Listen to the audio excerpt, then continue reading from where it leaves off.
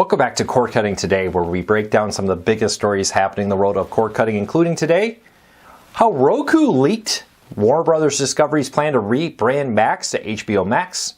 Something that I actually posted about back in March but completely missed the meaning of. I'll tell you how and what happened there. CNN is also launching a new service on weather. We'll tell you what the CNN is up to and how they want to expand their business model. Walmart is also trying to take on Amazon Prime. Not only have they done things like give you ad-free Pluto TV for select titles and free Paramount Plus, they're now getting into trying to roll out same-day delivery to Walmart Plus customers in 95% of their markets to take on Amazon. We'll tell you why cord cutters are a big winner of this fight between Amazon and Walmart here in a quick second. First, though, if you want to learn more about these stories and a whole lot more, check out the show notes, and in the first pinned comment, I'll put a link to each story there so you can read them for yourself and come up with your own opinions. I'd love to hear from you. If you like what we do here, please consider hitting that subscribe button or hitting that thumbs up.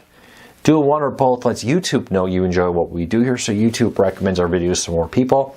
Hopefully we can help you break free from the high cost of TV and still watch the shows you enjoy. All right, let's dive into it. Yesterday, it was announced, or I posted a video about it, that Warner Bros. Discovery was going to rename their streaming service Max back to HBO Max. We talked about how this was part of a bigger trend there of them probably trying to aim to separate their cable networks from their streaming services and more. Interestingly, though, this actually leaked a few months ago as Roku's new Roku 2 Pro remote that was released last year.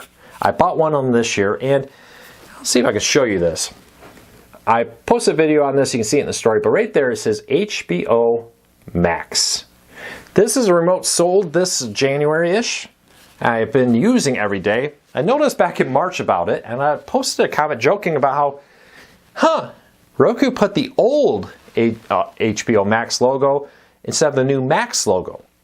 And well, it turns out that no, it just probably the reality is that Warner Bros. Discovery had some time ago made the decision to switch the name back this summer and had just ordered the new one on the Roku remotes. Because remember, those buttons are sold by Roku to different streaming players. There's been different reports of how much they pay, but it's a few dollars at least per remote for every remote that goes out with their pre-programmed button on there.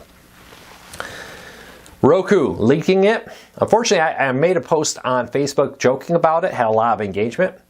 Completely missed the meaning behind it. But a little comment on there. I do really believe that HBO rebranding, or Warner Bros. Discovery rebranding Max to HBO Max again, has a lot to do with they feel that Max didn't connect with people in the way that HBO does. So HBO Max has a better connection with people with it.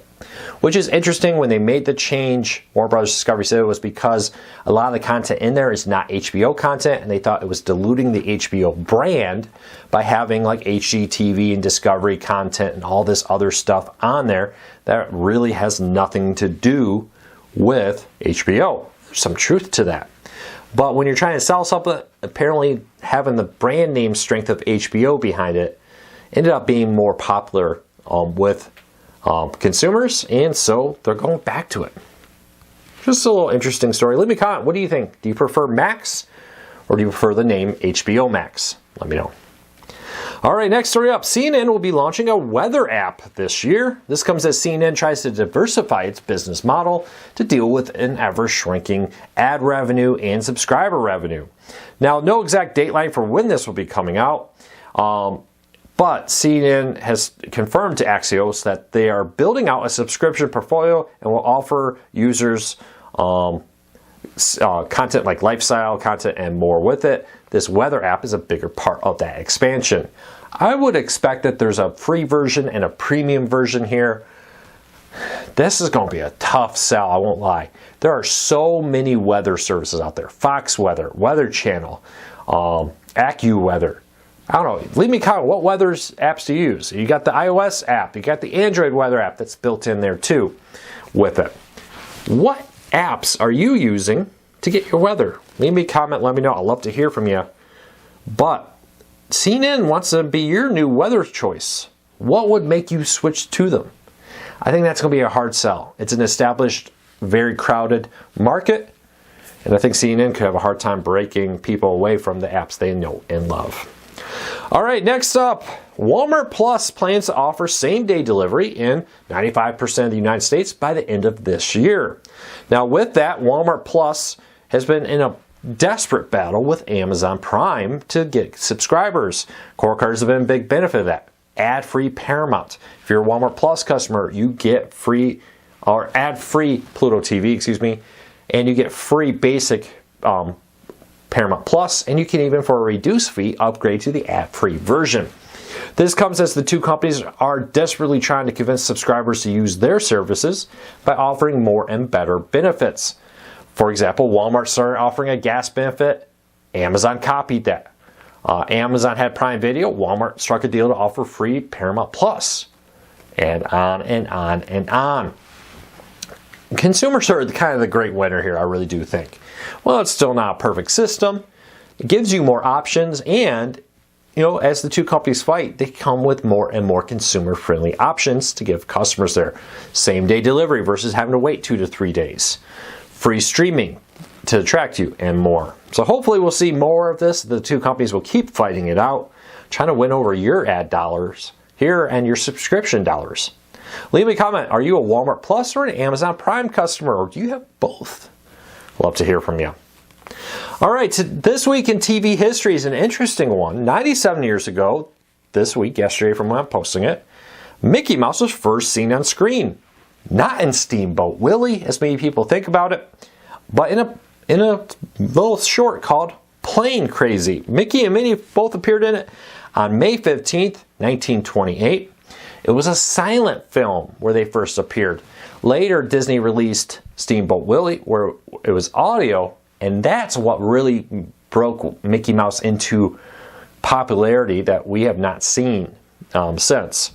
But it's been 97 years since Mickey Mouse and Minnie Mouse first appeared on the screen in a little known now short called Plane Crazy. Check out link in the show notes if you want to learn more about that. But does it surprise you that Steamboat Willie really wasn't the first Mickey Mouse short? It did for me. I thought it was until I saw this news. Leave me a comment. Let me know what you think. All right, summer's almost here. If you're looking for something to do on weekdays, maybe with the kids or grandkids or just yourself, AMC Theaters stub members will be able to get midweek 50% off tickets to select shows.